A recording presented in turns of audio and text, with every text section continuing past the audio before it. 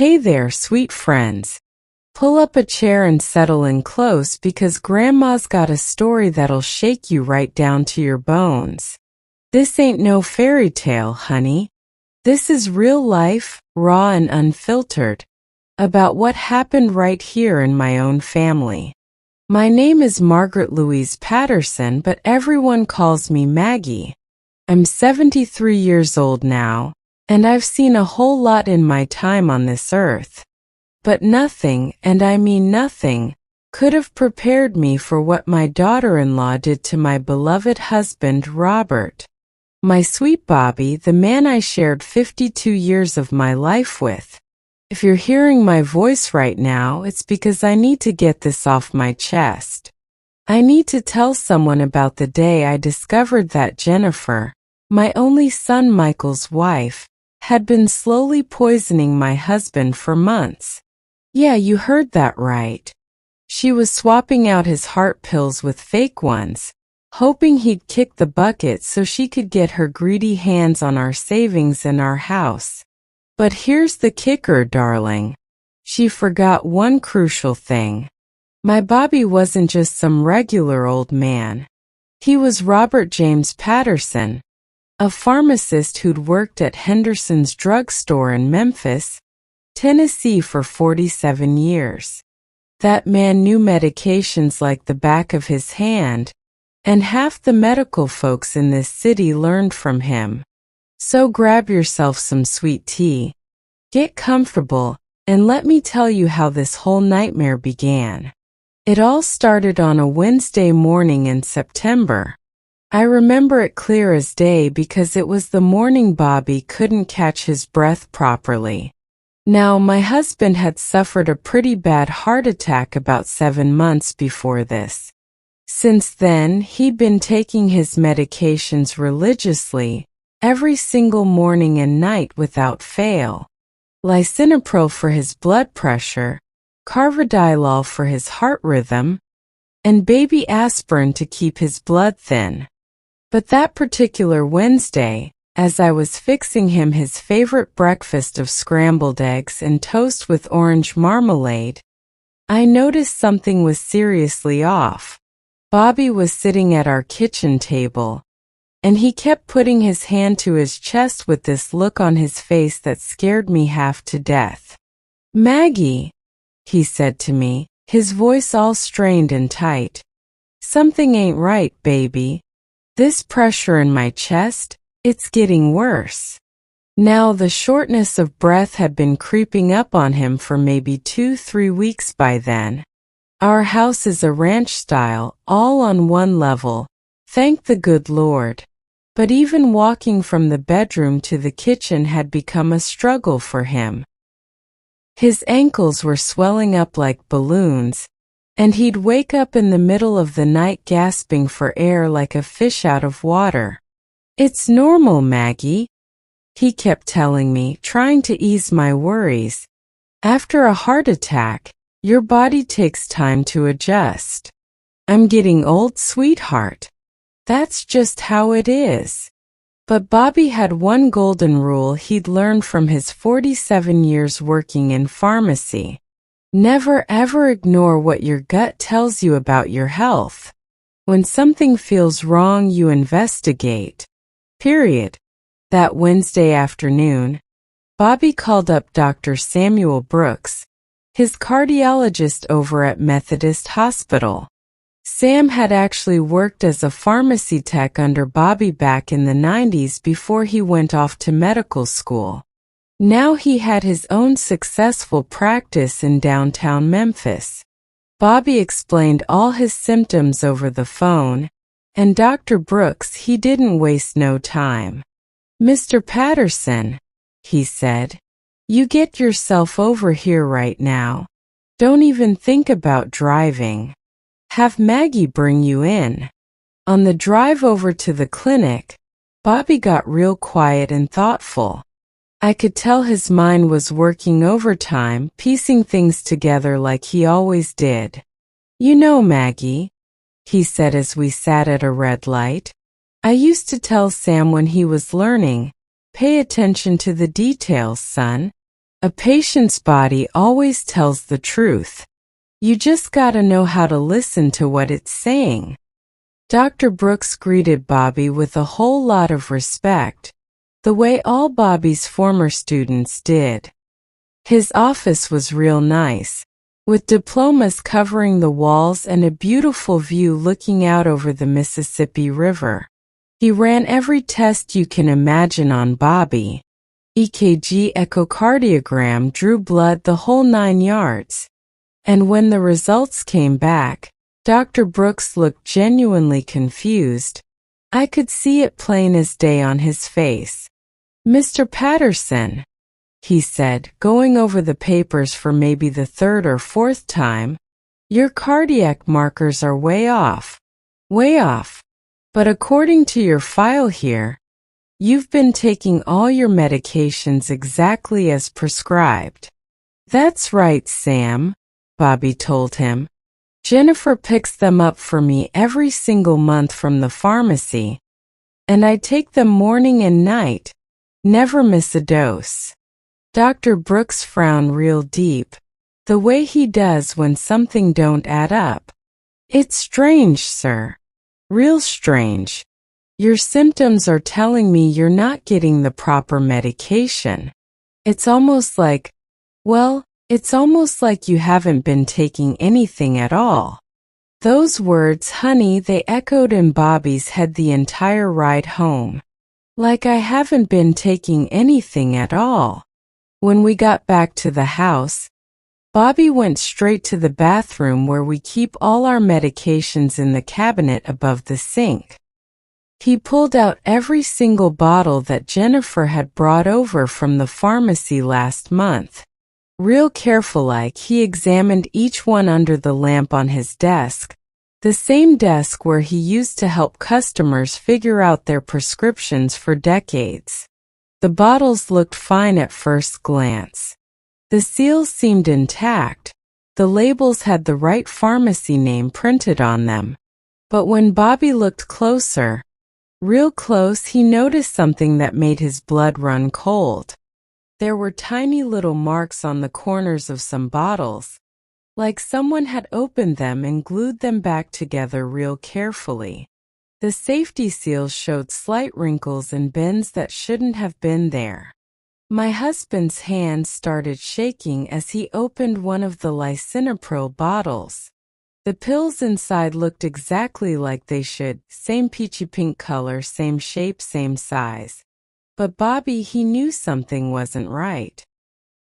He held them between his fingers, brought them up to his nose and smelled them.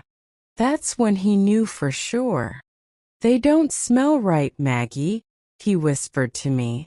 "Real medication has a certain chemical smell to it, even just a faint one. These pills, they smell like nothing. Like chalk or flour." "Oh my God, Bobby," was all I could manage to say. That night, neither one of us could sleep. We just laid there in our bed, holding hands in the dark, while Bobby's mind connected all the dots. See, after the heart attack, Jennifer had been so insistent about taking over Bobby's medications. "Let me handle this, Dad," she'd said with that sweet smile of hers. "You and Mom just rest. It's the least I can do after everything you've done for Michael and me."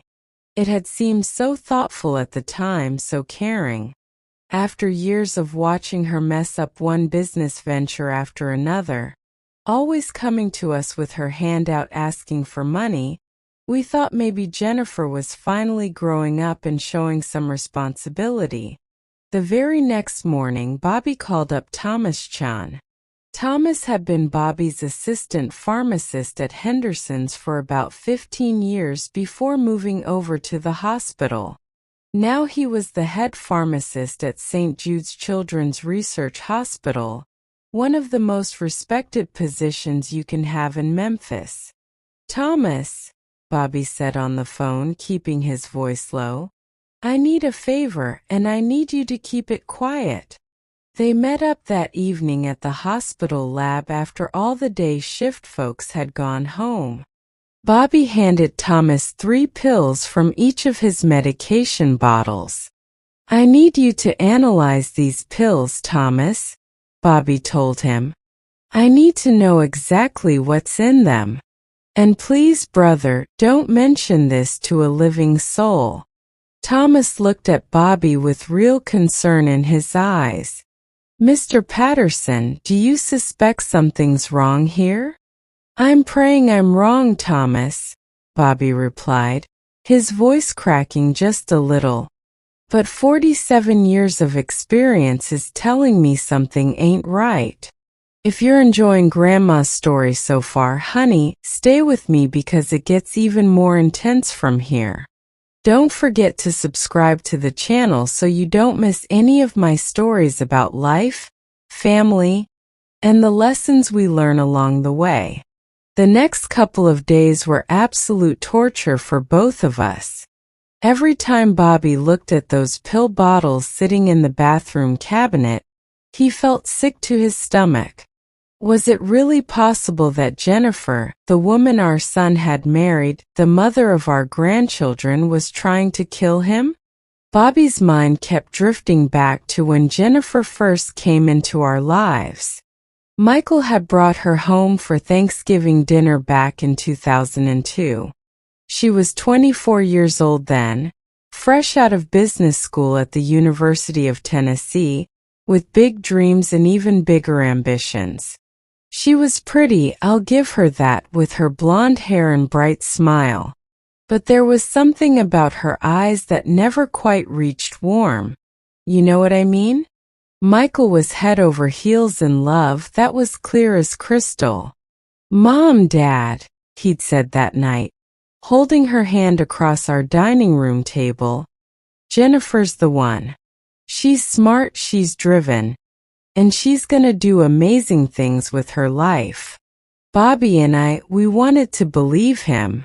We wanted our son to be happy. So we welcomed Jennifer into our family with open arms. We helped pay for their wedding, a beautiful ceremony at the Peabody Hotel that cost us nearly $20,000. We gave them the down payment for their first house. We were there for them always. But over the years, we started seeing cracks in Jennifer's character. She went through jobs like tissues. First it was the marketing firm that let her go after 6 months. Then the real estate agency where she couldn't close a single sale. Then she decided she wanted to start her own catering business, which lasted all of 8 months before it went belly up. Every single time she came to us for money, every single time, Bobby would pull out his checkbook and write her whatever she needed. "She's family, Maggie," he'd tell me when I expressed my concerns. "Michael loves her, and that's what matters." On Friday afternoon, Bobby's phone rang. It was Thomas calling from the hospital. "Mr. Patterson," Thomas said, and I could hear the strain in his voice even from where I was sitting. "I need you to come down to the lab immediately." Bobby and I rushed over there as fast as we could. Thomas was waiting for us with a folder full of papers, and his face looked absolutely stricken. "Mr. Patterson, Mrs. Patterson," he began, his hands actually trembling as he held those papers. "I don't even know how to tell you this. The results are here and they're horrifying." "Just tell us straight, Thomas," Bobby said. "We can handle it." Thomas took a deep breath. "The pills you gave me contain absolutely no active ingredients. Nothing. They're made of cornstarch, crushed calcium carbonate, and some food coloring. They're perfect placebos, but that's all they are. Fake pills." I felt like someone had punched me right in the gut. My legs went weak, and I had to grab onto Bobby's arm to keep from falling down. The room started spinning around me, and I could hear this ringing in my ears. "Are you absolutely certain?" Bobby asked, his voice barely above a whisper. "I ran every test 3 times, sir," Thomas replied. "I even had a colleague double-check my work without telling him whose pills they were." "Mr. Patterson, someone has been giving you fake medication for months. Based on your current health condition, I'd say at least 3, maybe 4 months." The truth hit us like a freight train. Jennifer, our daughter-in-law, the woman we'd trusted with Bobby's life, had been systematically trying to murder him. She'd been doing it with the patience and coldness of a professional killer. Let me tell you something, friends. There ain't no pain in this world quite like discovering that someone in your own family wants you dead. Bobby had spent 47 years helping people get the right medications to save their lives. And here was his own daughter-in-law, slowly killing him by taking those medications away. We drove home in complete silence. Every street in Memphis that we'd loved for decades suddenly looked different, darker, like we'd woken up in some kind of nightmare. When we got back to the house, Bobby sat down in his recliner, the brown leather one I'd bought him for his 60th birthday, and just stared at the wall for the longest time. "Bobby," I finally said, "what are we gonna do?" He looked at me with tears in his eyes. "I don't know, baby. I honest to God don't know."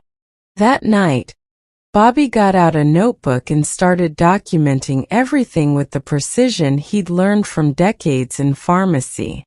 Dates, observations, symptoms, conversations. Every single detail that might be important. Then came a memory that made everything even more painful. About 3 weeks earlier, Jennifer had come over for dinner. We'd made barbecue ribs together, her favorite meal.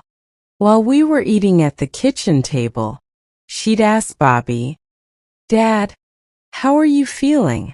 Are the medications helping?" Bobby had answered honestly, "I feel worse, sweetheart. Getting worse every day. But Dr. Brooks says that's normal after a heart attack." Jennifer had smiled at him. Looking back now, we both realized it wasn't a smile of compassion or sympathy. It was satisfaction. Pure satisfaction. "Don't worry, Dad," she'd said. "Everything's gonna work out soon." Soon. That word took on a whole different meaning now. Jennifer was waiting for Bobby to die soon. Stay with me, darlings, because now comes the part where we had to make some really tough decisions. Make sure you're subscribed so you can hear how this whole story unfolds.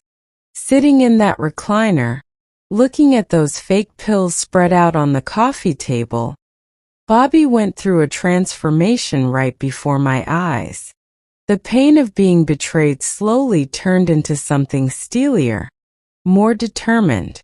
This was the same man who'd spent his entire life making sure people got the right medications. He wasn't about to let this crime go unpunished. "Jennifer made one big mistake," Bobby said to me that night.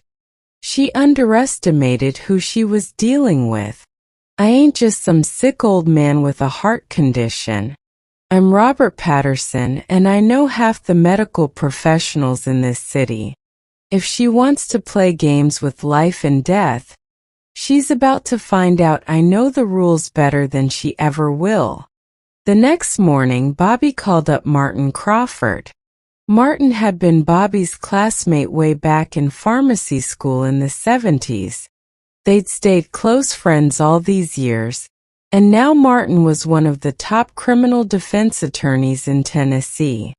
"Martin," Bobby said over the phone, "I need your help with something real serious. Something that's gonna break your heart." They met that afternoon at Martin's office downtown in one of them tall buildings overlooking Beale Street. The place was impressive, all dark wood and leather chairs and law books lining every wall. Martin listened to the whole story, and I watched his face go from shocked to angry to deeply sad. "Bobby," Martin said when Bobby finished talking, "this is attempted murder, plain and simple. But we're gonna need rock-solid evidence. Thomas's testimony from the lab is critical, but it ain't enough by itself." Martin got up and walked over to his window, looking out at the city. "Look, old friend, I know how hard this must be. We're talking about your daughter-in-law here, your son's wife. But if you really want to go through with this, we need to build a case that's absolutely airtight." He explained that we needed to prove three things. First, opportunity, which was easy since Jennifer was the one buying and handling all Bobby's medications. Second, motive, which was obvious considering she'd inherit everything. But third, we needed method. We needed to figure out where she was getting these fake pills and how the whole operation worked. "Where's Jennifer getting the fake pills from?" Martin asked, writing notes on a legal pad. "How's she making them? Is anyone helping her? And most importantly, Bobby, we need her to admit what she's done. We need her own words." That last part stuck with Bobby. We need her to admit what she's done. Bobby left that office with a mission. On the drive home, his mind started working like it was planning out a complex prescription, every step carefully calculated. The very next day, Bobby went to an electronics store out at the Wolfchase Galleria Mall. He felt strange buying equipment to spy on his own daughter-in-law, but there wasn't any other choice. He picked out a small digital voice recorder, about the size of a pack of gum, that could record up to 10 hours of crystal-clear audio. "This is for recording church sermons," Bobby told the young kid who helped him at the store. Felt awful to lie, but we were past the point of having options. For 3 whole days, Bobby practiced with that recorder. He'd turn it on and off until he knew every button by heart. He tested it in different spots around our living room to find the place where the sound came through best. Just like with pharmacy work, preparation was everything if you wanted success. Bobby also planned out exactly what he was going to say to Jennifer. It had to sound natural and relaxed. He couldn't make it seem like an interrogation, or she'd get defensive and clam up. He needed to create an atmosphere where she'd feel comfortable enough to let things slip. He decided to invite her over for dinner on a Friday evening. He called her up and told her he wanted to thank her for all her help with his medications, that he was feeling better and wanted to celebrate. Jennifer agreed right away, just like Bobby knew she would. That woman never turned down a free meal.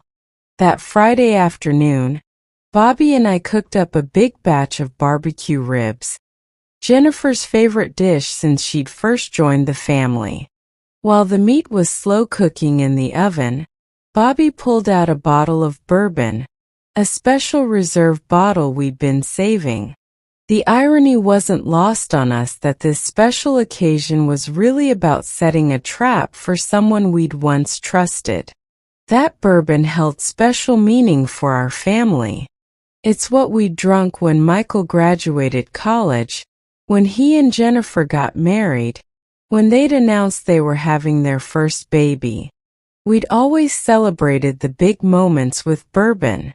At 6 o'clock sharp, Jennifer showed up right on time. She was wearing that fake smile we'd seen 1,000 times.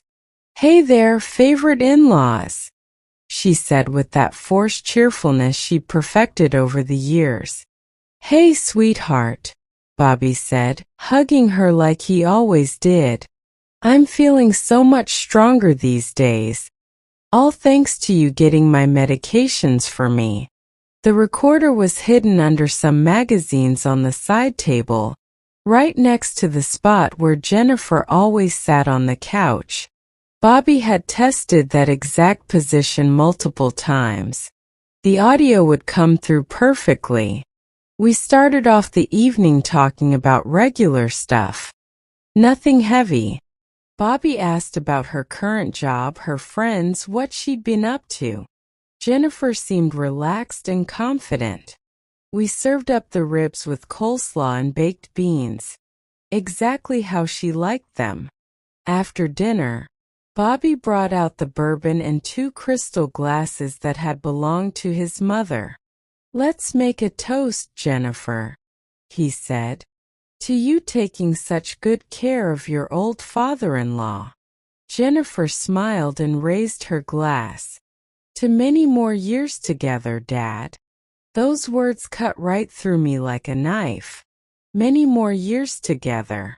When what she really wanted was the exact opposite. After the first sip, Bobby started in with the questions he'd been practicing. He had to be subtle and gradual about it. "Hey Jennifer, I'm curious about something," Bobby said casually. "Which pharmacy do you use to get my medications?" "I was talking to Bill Henderson the other day, my old boss, and he mentioned they've got special discount programs for heart medications now." Jennifer took a long drink of her bourbon before answering. "Oh, I go to different places, Dad. Wherever I can find the best prices." "But don't you have one main pharmacy you trust?" Bobby pressed gently. "These medications I'm on, they're pretty specialized. Not every pharmacy carries them." I noticed Jennifer shifting around uncomfortably on the couch. Her hand started fidgeting with her bourbon glass, turning it around and around. "Yeah, I've got my places. Don't worry about it." Bobby kept pushing, nice and easy. "It's just that Dr. Brooks was telling me the other day about all these counterfeit drugs on the market. Really scared me. He said I should only get my pills from certified pharmacies that have all their paperwork in order." Jennifer's whole body language changed right then. She got tense and defensive. "Dad, why all the questions? I know what I'm doing. I've been getting your medicines for months and nothing bad's happened, right?" "You're right, honey," Bobby said. "I just want to make sure. These medications cost a pretty penny. I don't want you getting ripped off." "They cost a lot," Jennifer suddenly burst out, her voice getting sharp. "Every single month I'm spending a fortune on your pills. The cost of keeping you alive is bleeding me dry." That sentence got recorded perfectly. The cost of keeping you alive is bleeding me dry. But here's the thing, Bobby gave her the exact amount of money each month to cover those medications. She wasn't spending her own money at all. "Bleeding you dry?" Bobby asked, keeping his voice calm and steady. "But sweetheart, I give you the exact amount they cost based on the prices you tell me." Jennifer realized her mistake right away. Her face turned red and she started stumbling over her words. Yeah, of course, Dad. I just meant, it's a lot of money in general. It'd be a lot for any family. But the damage was done. Jennifer had shown her true colors. She saw taking care of Bobby's health as a burden, not a responsibility. Bobby decided to push just a little bit more. "Jennifer, could you bring me the receipts from the last few months? I want to see exactly how much we're spending. Maybe I can talk to my insurance company about covering more of it." Jennifer practically choked on her bourbon. "Receipts? I'm not sure I kept those. I don't usually save that kind of paperwork." "What do you mean you don't have them?" Bobby asked. "Those are tax deductible, Jennifer.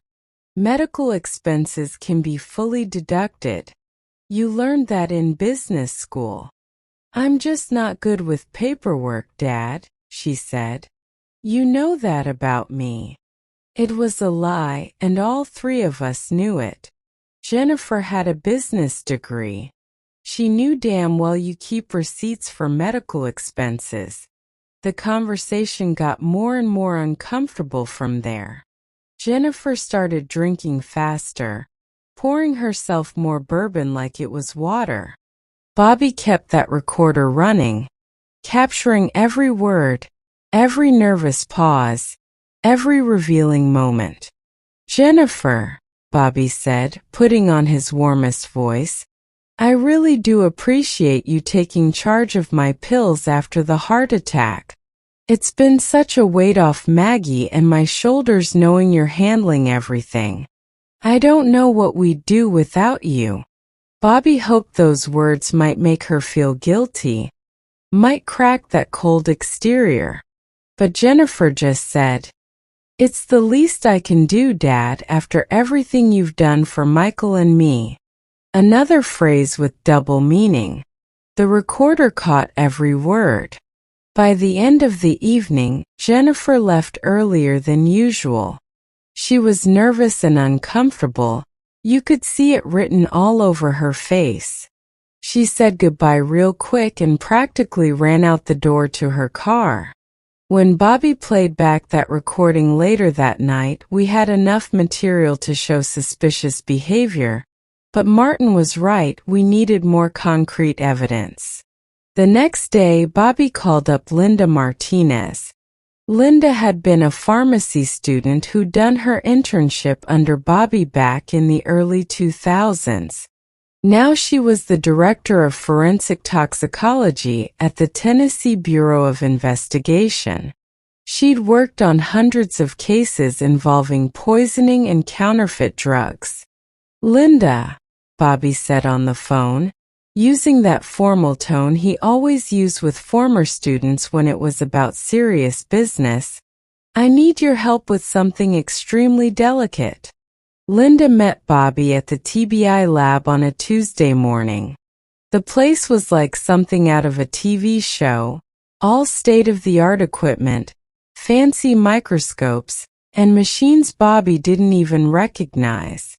Bobby handed her samples of all his fake medications and explained the situation, though he didn't mention right away that Jennifer was the suspect. I need to know exactly what these pills are made of, and if it's possible to trace where they came from. Linda, efficient as always, got right to work.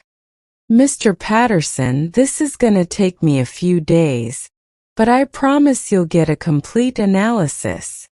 3 days later, Linda called Bobby with the results. Mr. Patterson, this is really serious. These pills aren't just fake. They're professionally made, not some homemade job. Whoever did this knows about pharmaceuticals and has access to industrial pill pressing equipment. Can you figure out where they came from? Bobby asked. I'm already working with some contacts in the illegal drug trade, Linda said. This kind of operation isn't common. There's only a handful of people in Memphis who could make replicas this exact. About a week later, Linda had concrete information. Mr. Patterson, I found the source. There's an illegal lab operating out in Fraser, producing counterfeit medications for distribution to shady pharmacies. The guy who runs it is named Derek Mills. He's a pharmaceutical chemist, but he lost his license about 6 years ago for selling contaminated drugs. How can we connect Mills to my case? Bobby asked. I already did, Linda said with a slight smile. I talked to my contacts at Memphis PD. Mills admitted that for the past 4 months, he's been selling fake lisinopril and carvedilol to a young blonde woman who always pays cash. The description matches the photo you showed me perfectly. It was Jennifer, no doubt about it. Now we had the complete picture. Jennifer was buying fake pills from an illegal lab, bringing them home, playing the role of devoted daughter-in-law, and waiting for the lack of real medication to kill Bobby slowly but surely. Friends, I'm gonna need you to stay with me through this next part because it gets real heavy. If you're finding value in Grandma's stories, please hit that subscribe button and share this with someone who needs to hear it. The next step was bringing in the law. Through Linda, Bobby contacted Assistant District Attorney Patricia Coleman. Patricia had actually taken several continuing education courses that Bobby taught at the university about pharmaceutical law and ethics. Now, 20 years later, she was one of the most respected prosecutors in Shelby County. "Mr. Patterson," Patricia said when they met in her office, "this case is complicated because it involves your family. Are you absolutely 100% sure you want to pursue this legally?" That question haunted Bobby and me for weeks. Did we really want to send our daughter-in-law to prison? What would that do to Michael? What about our grandchildren? We spent countless nights lying awake staring at the ceiling. Bobby would remember Jennifer when she first came into our lives, so full of energy and ambition. He'd remember the grandkids' birthday parties, the Christmas mornings, all those family moments. But then he'd remember the fake pills, the 4 months of declining health, the calculated coldness it took to plan something like this. This wasn't some impulsive decision on Jennifer's part. It was methodical, executed with patience and planning. One afternoon, Bobby was sitting in his recliner, the same chair where he'd comforted Jennifer through her business failures, where he'd listened to her cry about her problems. That's when he made his final decision. He called Patricia Coleman. "Ma'am," he said, "go forward with the case. My daughter-in-law tried to kill me. That cannot be forgiven, no matter what blood ties are involved." Patricia put together a case file with incredible attention to detail. She had Thomas Chin's lab results confirming the medications were placebos. She had Linda Martinez's forensic analysis identifying where the fake pills came from. She had the recording of Bobby's conversation with Jennifer where she contradicted herself and showed her true feelings. She had Derek Mills's testimony identifying Jennifer as his customer. "It's a solid case, Mr. Patterson," Patricia assured Bobby. "Any judge is gonna see we have more than enough evidence to prosecute for attempted murder." But Bobby wanted to be absolutely certain. "Patricia, is there any chance this could be a misunderstanding? Could Jennifer have been tricked by someone else?" Patricia reviewed all the documents again.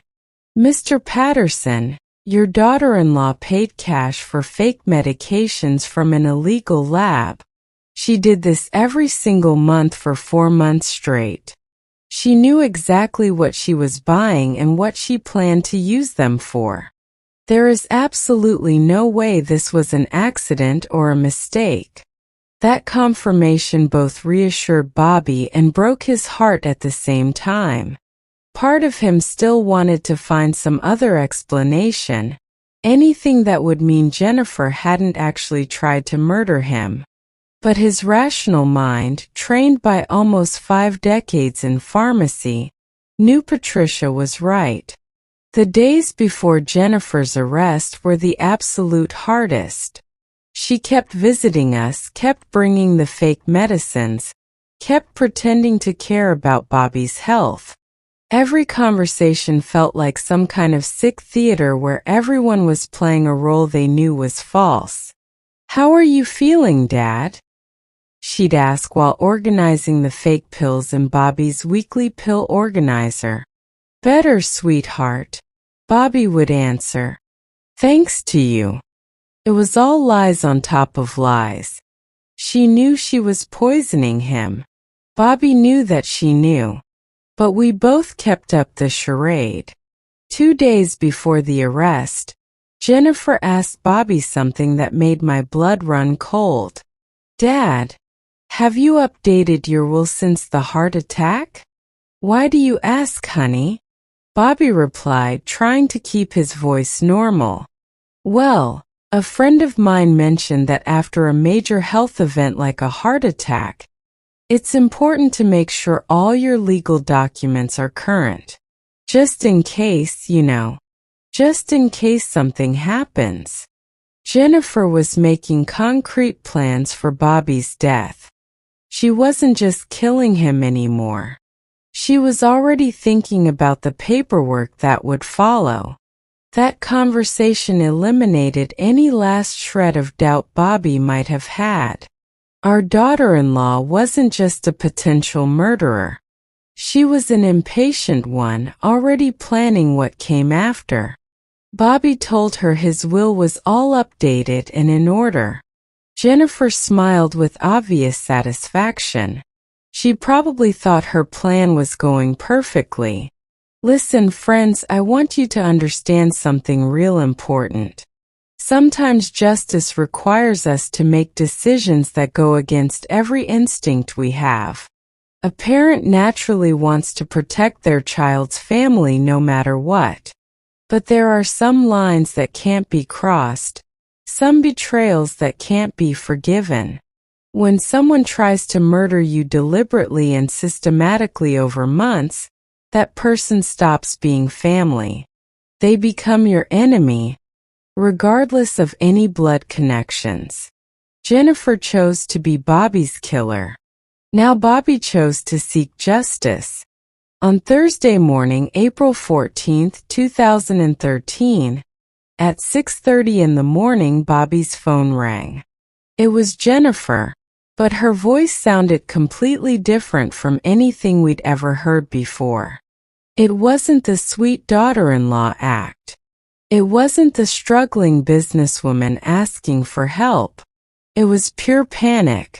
"Dad, you have to help me," she screamed into the phone. "The police are here at my house. They're saying I'm under arrest for attempted murder. This is insane. You have to call your lawyer and fix this mess." Bobby sat up in bed, and I could hear Jennifer shouting while police officers read her rights in the background. After 47 years of getting emergency calls about prescription problems, Bobby knew what genuine desperation sounded like. But this time he felt no sympathy, only relief. "Jennifer," Bobby said in a calm, steady voice, "I can't help you. This isn't a mess or a misunderstanding." There was terrible silence on the other end of the line. Then we heard the phone being taken away. An officer's voice came through. "Mr. Patterson, this is Detective Williams with the Memphis Police Department. Your daughter-in-law is being arrested for attempted murder. We'll need your testimony within the next few hours." That morning, Bobby dressed in his best navy suit, the one he'd worn to important pharmacy conferences over the years. If he was going to testify against his daughter-in-law, he was going to do it with dignity. Patricia Coleman called a couple hours later. "Mr. Patterson, Jennifer's at the jail. Her attorney, some guy named Richard Foster, is arguing for bail and trying to reduce the charges. But we're pushing hard for attempted murder with aggravating circumstances. She's not getting out easily." Over the next few days, the local news picked up the story. Retired pharmacist accuses daughter-in-law of attempted murder with counterfeit medication, the headlines read. It was humiliating seeing our family business spread across the TV and newspapers. But it was also necessary. People needed to know that these kinds of crimes don't go unpunished, even when family's involved. Jennifer's first interrogation happened 3 days after her arrest. Patricia let Bobby and me watch from another room through one of those one-way mirrors. Seeing Jennifer sitting at that metal table in an orange jail jumpsuit, her hands cuffed, broke my heart despite everything she'd done. Her lawyer, Richard Foster, tried building a defense based on ignorance. My client had no idea the medications were fake, he kept repeating. She was a victim of fraud by an unscrupulous supplier. But Patricia was absolutely relentless. Your client visited Derek Mills's illegal lab 4 separate times over 4 months. She paid cash specifically for fake heart medications. How do you explain an innocent person deliberately seeking out an illegal operation to buy counterfeit drugs? Jennifer was sweating bullets. Her hands were shaking as she tried to answer. I thought they were just cheaper generic versions. Mr. Mills told me they were the same thing as name brand, just less expensive. Then why didn't you ask Mills for receipts? Patricia shot back. Why did you lie to your father-in-law about which pharmacy you were using? Why didn't you ever save any proof of purchase? With every question, Jennifer sank deeper. Her answers became contradictory and confused. It was obvious she was lying and lying badly. Look, Miss Coleman, Jennifer finally said. My father-in-law is elderly. He has a serious heart condition. Sometimes older people get confused. They imagine things or misremember. Maybe he mixed up his own pills and now he doesn't recall doing it. That was the final straw for Bobby. Hearing Jennifer suggest he had dementia, that he'd invented this whole case because of mental confusion, filled him with an anger I'd never seen before. Patricia looked at Jennifer with pure professional contempt. Mrs. Patterson, she said coldly, are you seriously suggesting that a pharmacist with 47 years of experience, who trained hundreds of medical professionals in this city, can't tell the difference between real and fake medication? Jennifer didn't have an answer for that. The legal process dragged on for 5 long months. 5 months where Jennifer kept trying to reach out to us from jail, sending letters that bounced back and forth between pathetic begging and outright threats. Mom and Dad, I made a terrible mistake. She wrote in one letter with shaky handwriting on cheap jail paper. I'm so sorry. Please drop the charges. Think about Michael and the kids. Don't tear this family apart. In another letter, her tone shifted completely. You're letting me rot in here because of your stubborn pride. When I get out, this family will never be the same. I hope you can live with what you've done. A third letter was even more direct. If you go through with this trial, we'll never reconcile. Michael will have to choose between his wife and his parents. You'll die alone with no family around you.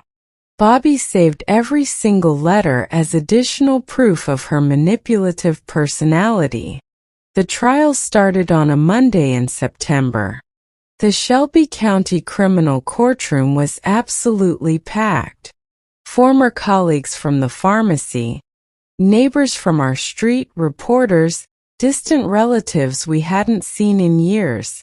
Everyone wanted to witness a family tearing itself apart in public. Jennifer arrived dressed in a conservative gray pantsuit that I recognized immediately. It was the same outfit she'd worn to her business school graduation. Her strategy was obvious: try to look like the responsible, devoted daughter-in-law she'd never actually been. The lead prosecutor, James Mitchell, presented the case with surgical precision. He started by outlining Bobby's career, his spotless reputation, his 47 years of service to the Memphis community. Then he described the heart attack, the prescription medications Bobby needed, and how Jennifer had volunteered to take over buying them. "Ladies and gentlemen of the jury," Mitchell said in a voice that commanded attention, "the defendant didn't just try to kill her father-in-law. She did it in the most cruel way imaginable. Slowly, over months, making him believe he was receiving life-saving treatment, while she was actually poisoning him through deliberate neglect." Jennifer's lawyer, Richard Foster, tried his best, but his defense was weak. He attempted to paint Jennifer as a confused woman who'd been scammed by criminals. "My client is a victim here," he claimed. "She genuinely thought she was purchasing legitimate generic medications at a discount." But when the witnesses started testifying, Jennifer's defense fell apart completely. Thomas Chun took the stand in his white pharmacist coat. He walked the jury through his analysis process, the equipment he'd used, the protocols he'd followed. "The pills contain 0 active ingredients," he concluded firmly. "They were nothing but placebos, professionally designed to fool a heart patient." Linda Martinez was even more devastating. As a forensic expert, she presented evidence directly linking the fake pills found in Bobby's home to Derek Mills's illegal laboratory. "The samples are identical in every way," she testified. "Same composition, same manufacturing technique, same source materials. There is absolutely no doubt they came from the same illegal source." Dr. Samuel Brooks, Bobby's cardiologist, explained to the jury what happens when you suddenly stop heart medication. A patient in Mr. Patterson's condition, without his prescribed medicines, would have died within 4 to 7 months at most, he said gravely. What the defendant did was essentially give him a slow death sentence. But the most powerful moment of the trial came when Patricia asked to play the recording of Bobby's conversation with Jennifer. The entire courtroom went silent as Jennifer's voice came through the speakers. "They cost a lot. Every single month I'm spending a fortune on your pills. The cost of keeping you alive is bleeding me dry." When those words echoed through that courtroom, I saw several jurors' faces change. The coldness in how Jennifer talked about keeping Bobby alive was crystal clear to everyone. Patricia paused the recording. "Ladies and gentlemen, notice how the defendant refers to keeping you alive, as if her father-in-law is a financial burden. Notice how she talks about the money as if it's hers, when in reality Mr. Patterson gave her the exact amount needed to purchase the real medications each month." The recording kept playing. Jennifer's nervous voice when Bobby asked about receipts, her contradictions about which pharmacy she used, her irritation when he pressed for details. Everything was laid bare for the jury to hear. Jennifer sat at the defense table with her head down. Her lawyer was frantically scribbling notes, but you could tell he had no way to counter such damning evidence. When it was Jennifer's turn to testify, it was an absolute disaster. She took the stand looking terrified, sweating despite the air conditioning in the courtroom. "I never wanted to hurt Dad," she began, her voice trembling. "He's been like a real father to me. This whole thing is just a horrible misunderstanding." The prosecutor destroyed her during cross-examination. "Mrs. Patterson, why did you specifically seek out an illegal laboratory to purchase counterfeit medications if your intention was to help your father-in-law?" "I didn't know it was illegal," Jennifer stammered. Did it not strike you as suspicious that Mr. Mills operated out of a warehouse in Fraser with no visible signage, no pharmacy license displayed, and demanded only cash payments? I just thought. Did it not seem strange that these supposed generic medications cost $400 when the real prescriptions cost $1,200? Jennifer had no good answers. She contradicted herself constantly, stumbling over her words. She looked exactly like what she was, a desperate liar trying to save herself. The most dramatic moment came during closing arguments. The prosecutor had finished his powerful presentation. The defense attorney had made one last weak attempt to create doubt. The judge was about to adjourn for the day when Jennifer suddenly jumped up from her seat. "Mom! Dad!" she shouted, turning toward where Bobby and I were sitting. "Please forgive me. I didn't mean for this to happen. It was stupid and crazy. Drop the charges, I'm begging you." The entire courtroom froze. The bailiffs moved toward Jennifer, but the judge held up his hand, signaling them to wait. Everyone turned to look at us, waiting to see what we'd do. Bobby slowly stood up from his seat. He walked forward until he was standing right in front of Jennifer, with only the courtroom railing between them. Our daughter-in-law had tears streaming down her face, her hands reaching out toward Bobby like she was drowning. For just a second, just one painful moment, I saw Bobby's resolve waver. He was seeing the young woman who'd married his son, the mother of his grandchildren. All those years of family dinners and holidays. But then I knew he was remembering the fake pills, the 4 months of suffering, the cold calculation it took to plan his murder, the fake smiles while she watched him take placebos night after night. "Jennifer," Bobby said in a voice that carried through the silent courtroom, "for 47 years I dedicated my life to helping people get the medications they needed to survive. You spent 4 months trying to take mine away. Let this court decide what justice looks like." Jennifer collapsed back into her chair. Her lawyer tried to calm her down, but she started sobbing uncontrollably. "You're a monster!" she suddenly screamed with rage we'd never seen before. "You controlled Michael and me with your money our entire marriage. You never let us be independent. You were always judging me, always making me feel small." "Order in the court!" the judge shouted, banging his gavel hard. But Jennifer kept going. "I hate you both. I wish you had died from that heart attack. The money should be mine. I'm married to your only son. It's my right." Those words sealed her fate. The jury heard Jennifer's true nature laid bare. A woman who believed Bobby's death was her entitlement, who thought his money belonged to her more than his own life did. The bailiffs finally dragged her out of the courtroom as she continued yelling about inheritance and how unfair everything was.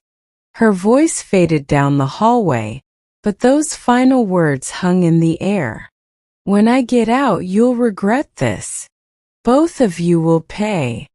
That was the last time Bobby and I saw Jennifer as a free woman. We left the courthouse that afternoon with such mixed-up feelings. On one hand, we had the satisfaction of knowing justice was being served. A criminal was being punished, family or not. On the other hand, we'd lost our daughter-in-law, and possibly our relationship with our son Michael forever. That night, sitting in our living room watching the news cover the verdict, Bobby turned to me and asked, "Maggie, did we do the right thing? Was it worth destroying our family for the sake of justice?" The answer came when we remembered Jennifer's words in court. The money should be mine. It's my right. She'd shown zero remorse for trying to kill Bobby. Her only concern was getting her hands on the inheritance. A daughter-in-law who sees her father-in-law as nothing but an obstacle to wealth isn't really family. She's an enemy who happens to be connected by marriage. Listen, friends, if you're still with me, understand this. Real love sometimes means making choices that break your heart. Protecting a criminal just because their family isn't love. It's being an accomplice. Sometimes justice has to matter more than blood or marriage. Now stay with Grandma as I tell you what happened next, because this is where the story really shows you what matters in life. The jury deliberated for only 5 hours. When they came back, the foreman stood up and read the verdict in a voice that echoed through the silent courtroom. We, the jury, find the defendant Jennifer Marie Patterson guilty of attempted murder in the first degree. The judge sentenced Jennifer to 14 years in prison. 14 years to think about what she'd done and maybe, just maybe, find some kind of redemption. Bobby was 71 years old. With proper medication and a bit of luck, he might live long enough to see if Jennifer ever became a decent person. But honestly, neither of us held out much hope.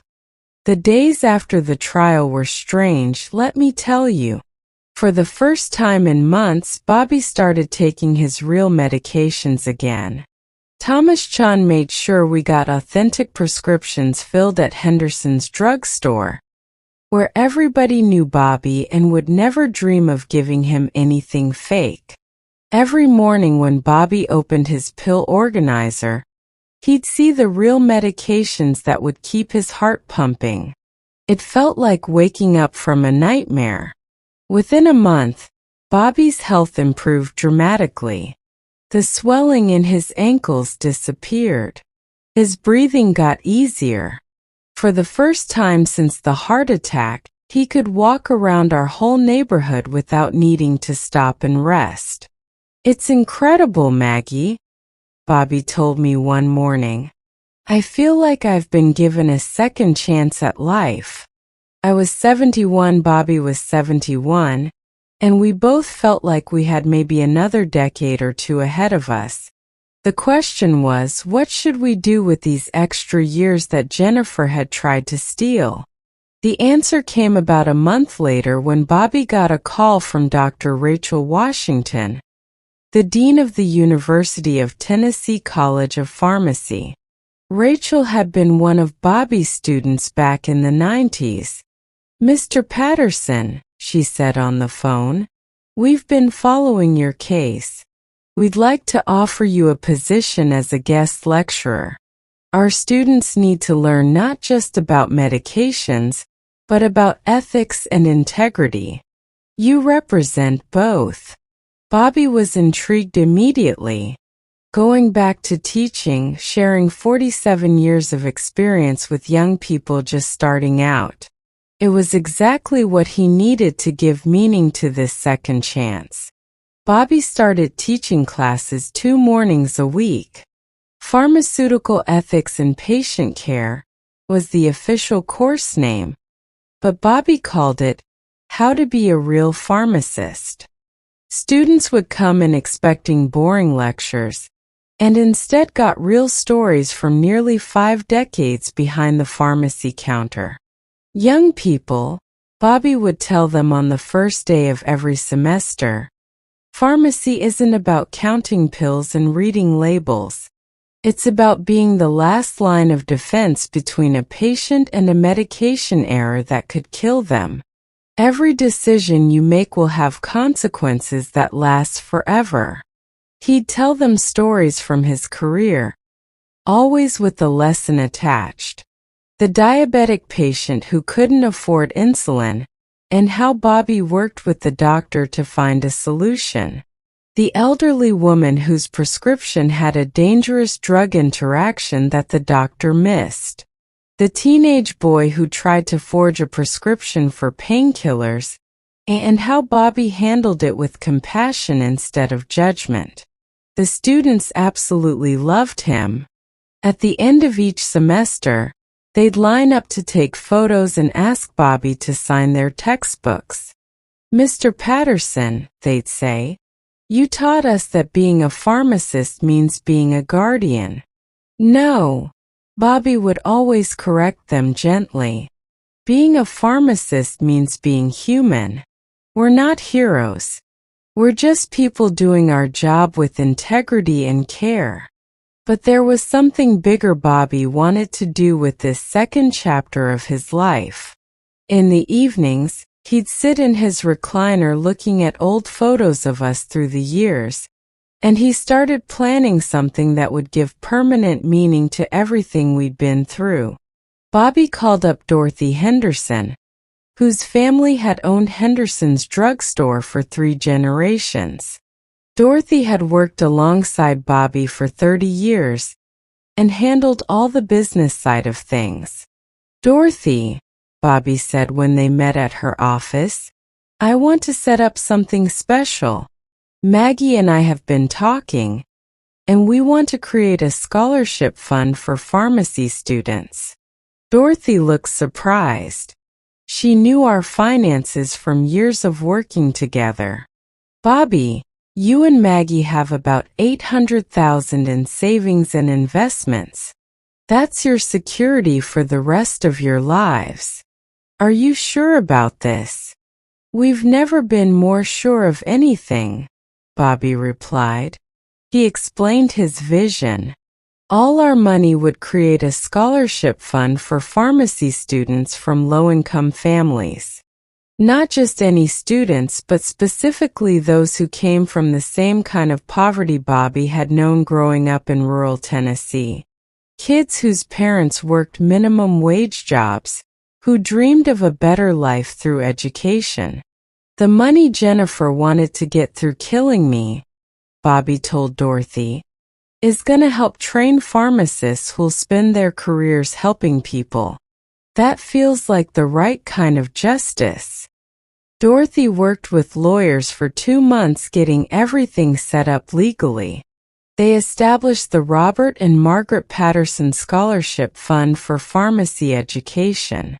The fund would give 10 full scholarships every year, covering tuition, books, and even a small monthly living allowance. The day Bobby signed all the paperwork, I saw a peace come over him that hadn't been there since before the heart attack. "Now our money's gonna do exactly what I did for 47 years, he said to me. "Help people." The first group of Patterson scholars was selected in January of 2014. I'll never forget the awards ceremony at the university. 10 young people between 18 and 22, all with stories of struggle and determination that reminded us of Bobby's own journey. There was Tyrone Williams, whose single mother worked 2 jobs as a housekeeper to support 4 kids. He'd been valedictorian of his high school, while working nights at a gas station to help pay bills. "Mr. Patterson," he said with tears in his eyes when Bobby handed him the award letter. "My mama cried for an hour when I told her. I'm gonna be the first person in my family to graduate college." There was Sarah Chan, whose parents ran a small restaurant in Chinatown and barely spoke English. She translated for them and helped run the business since she was 10 years old while maintaining straight A's. "Sir," she told Bobby, "you're giving me the chance my parents never had." Each story broke our hearts and filled us with hope at the same time. These young people had the same hunger for a better life that Bobby had possessed 50 years ago. The difference was they wouldn't have to work themselves to exhaustion just to afford textbooks. They could focus completely on becoming excellent pharmacists, Bobby started a tradition of taking the scholars out for lunch once a month at the arcade restaurant downtown, the oldest cafe in Memphis. During those meals, they'd tell him about their classes, their struggles, their dreams for the future. Mr. Patterson, a shy young man named Marcus, asked during one of those lunches, "How did you know pharmacy was your calling?" "Son," Bobby replied as we ate barbecue sandwiches, "I didn't choose pharmacy. Pharmacy chose me." When you realize you can stand between a person and suffering, between life and death, by making sure they get the right medication at the right time, you can't walk away from that responsibility.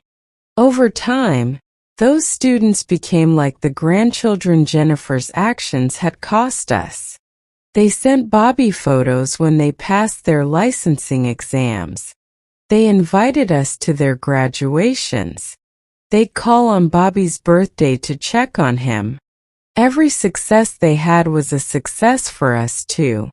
By 2016, there were already 30 graduated pharmacists working across Tennessee and beyond who'd received Patterson scholarships.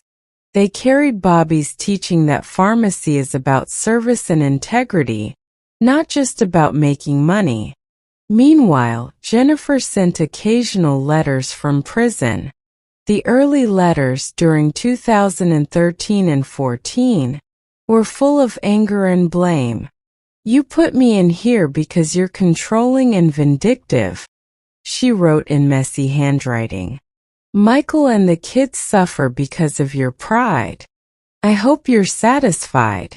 Other letters tried manipulation. "I've been thinking a lot about everything. I understand I made mistakes, but 14 years is too harsh for family. Other inmates here say their families forgave them. Why can't you?" Bobby kept all the letters in a box but never replied. Not because he couldn't forgive, but because Jennifer's letters talked about mistakes and misunderstandings, never about attempted murder. Until she acknowledged the full truth of what she'd done, communication would be pointless. The letters became less frequent as years passed. In 2017, we received what turned out to be the final one.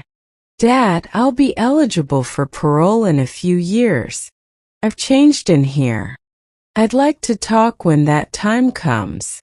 After that, complete silence. Maybe Jennifer finally understood that some doors, once closed, stay closed forever. Bobby felt no bitterness about it, but no sadness either. It was like remembering someone from a past life. Someone who'd existed but was no longer part of our present reality. The final years of Bobby's life were the most fulfilling. Every morning he'd wake up knowing he'd either teach something valuable to future pharmacists or hear news about a scholar who'd achieved something wonderful. Our money was working around the clock to help people, exactly as Bobby had done for 47 years. In 2021, at 79 years old, Bobby's health started declining gradually. It wasn't dramatic, just the natural wearing down of a heart that had lived a full, rich life.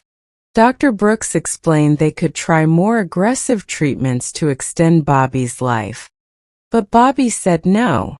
"Sam," Bobby told him during what turned out to be his last appointment, "I've lived 79 blessed years. I've been a pharmacist, a husband, a teacher, a mentor. I've helped thousands of people and created a legacy that'll keep helping people long after I'm gone. I'm at peace." Bobby died on a Sunday morning in March of 2022, right here in our bedroom in his sleep. I was holding his hand. Several of our scholars came to say goodbye, along with Thomas Chun, Linda Martinez, Dr. Brooks, and Dorothy Henderson. There was no pain, no struggle, just a gentle letting go. Bobby's last words were to the young pharmacists gathered around his bed. Keep helping people.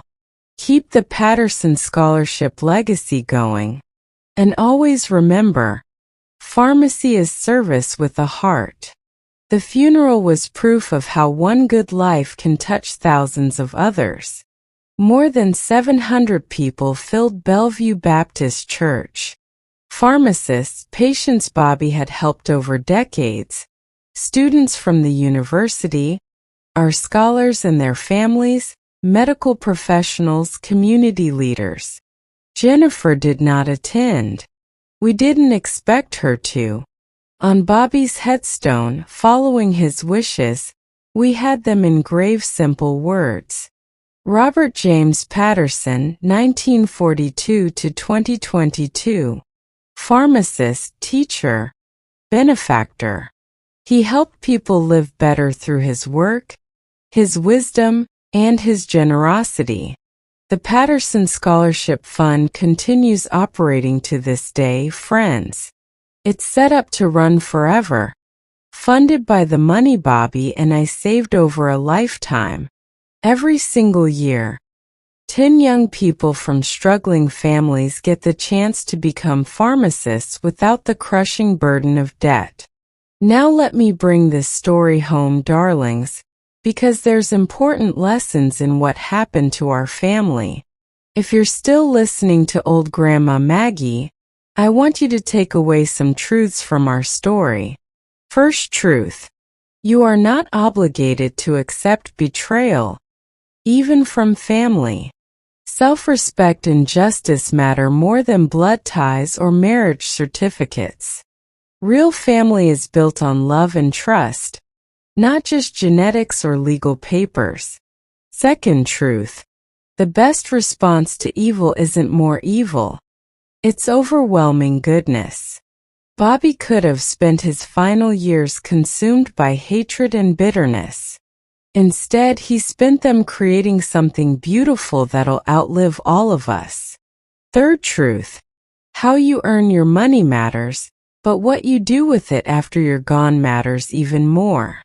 Bobby worked 47 years helping people get their medications. Now his money continues that mission through the hands of young pharmacists he'll never meet. Fourth truth. Not everyone can be saved or changed. Bobby saved thousands of patients during his career, but he couldn't save Jennifer from her own greed and moral emptiness. Sometimes you have to accept that some people choose darkness even when you offer them light. Fifth truth. Dignity is not negotiable. Bobby could have quietly accepted Jennifer's murder attempt to avoid family scandal and public shame.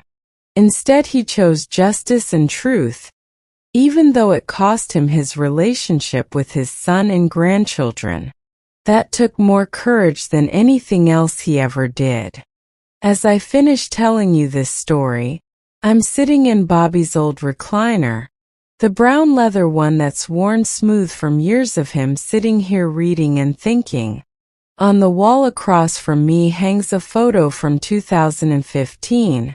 Bobby surrounded by his first 20 scholarship recipients, all of them smiling and hopeful. Bobby's smiling too, genuinely happy, maybe for the first time since the heart attack. I keep a copy of that photo by my bed. Whenever I feel sad or lonely, whenever I miss Bobby so much it physically hurts, I look at that picture and remember what he built from betrayal. Jennifer Patterson tried to murder her father-in-law for $800,000. That same $800,000 has now trained over 80 pharmacists and helped countless thousands of patients get the right medications to stay alive and healthy. You tell me, friends, who really won in the end? A final word from Grandma. It's now 2025, and I'm 73 years old. Jennifer was released from prison last year after serving her full sentence. She showed no remorse, got no early parole. She served every single day because the parole board kept denying her, saying she never took real responsibility for what she did. I heard through mutual acquaintances that Jennifer tried to contact Michael, our son, but he'd moved on with his life. He'd remarried, had more children, and made it clear he wanted nothing to do with her. The kids they had together are adults now, and they've made their own choices about whether to have a relationship with their mother. Jennifer lives somewhere in Memphis working some regular job alone as far as I know. I don't hate her, friends. I just feel sorry for her. She traded everything, her family, her freedom, her dignity, for money she never got. Meanwhile, the Patterson Scholarship Fund keeps growing and helping more students every year. Last month I attended a graduation ceremony where 15 of our scholars received their pharmacy licenses. Watching them take the oath to serve patients with integrity and compassion, I felt Bobby's presence so strongly. One of those graduates, a young woman named Lisa Rodriguez whose parents are migrant farm workers, came up to me after the ceremony. "Mrs. Patterson," she said, hugging me tight, "I'm going back to work in my home community in West Tennessee. There's no pharmacist for 30 miles, and people can't get their medications properly. I'm gonna change that, thanks to what your husband built. That, my sweet friends, is what legacy really means. So if you take anything away from Grandma's story today, remember this. When someone betrays you, especially family, you have every right to seek justice. Don't let anyone tell you that family means accepting abuse or attempted murder. Doesn't. But also remember that the best revenge isn't getting even. It's becoming someone who makes the world better despite what the world did to you. It's taking your pain and turning it into purpose. Bobby and I could have let Jennifer's betrayal poison the rest of our lives. Instead, we used it as motivation to create something that'll help people for generations to come. That's the choice we all have, friends. Bitterness or blessing. Revenge or redemption. Hatred or healing. Choose wisely. Thank you for listening to this old woman's story. If it touched your heart, share it with someone who needs to hear it. Subscribe to Grandma's Old Age Stories for more real-life tales about family, faith, forgiveness, and finding meaning in our struggles. Remember, darlings, every day above ground is a gift. Use it to make someone's life better, even in small ways. That's how we honor the people we've loved and lost. Until next time, this is Grandma Maggie signing off. Stay strong, stay kind, and never let anyone steal your dignity. God bless you all.